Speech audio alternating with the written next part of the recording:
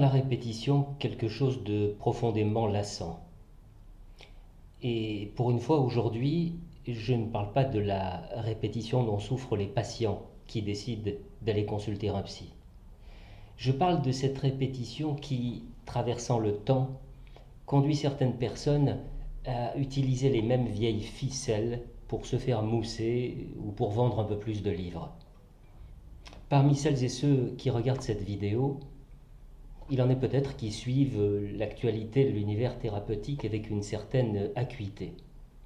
Dans ce cas, vous n'aurez pas manqué de remarquer qu'un philosophe bien connu vient de reprendre le flambeau de l'anti-psychanalyse pour commettre un nouvel ouvrage.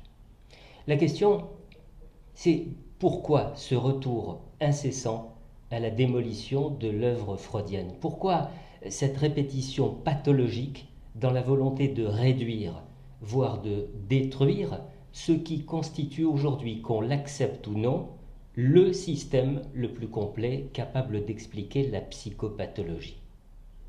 Il y a dans cette attitude quelque chose de la pulsion de mort, une haine apparemment orientée vers la psychanalyse et qui révèle en fait une profonde impuissance à accepter le réel, la résurgence de cette pensée magique qui voudrait que l'on soit capable de soigner un être en souffrance avec des recettes mathématiques et en un temps record.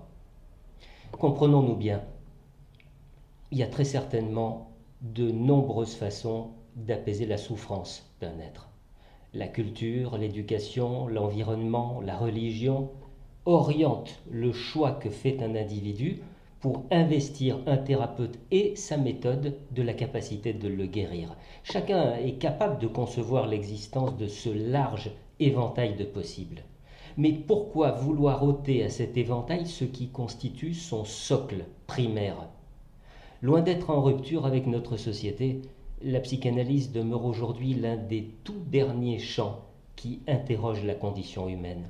Et l'aspiration de tout être humain, et a fortiori celle d'un philosophe, devrait être de continuer l'œuvre entreprise, de la prolonger, de l'enrichir toujours, au lieu de vouloir l'effacer.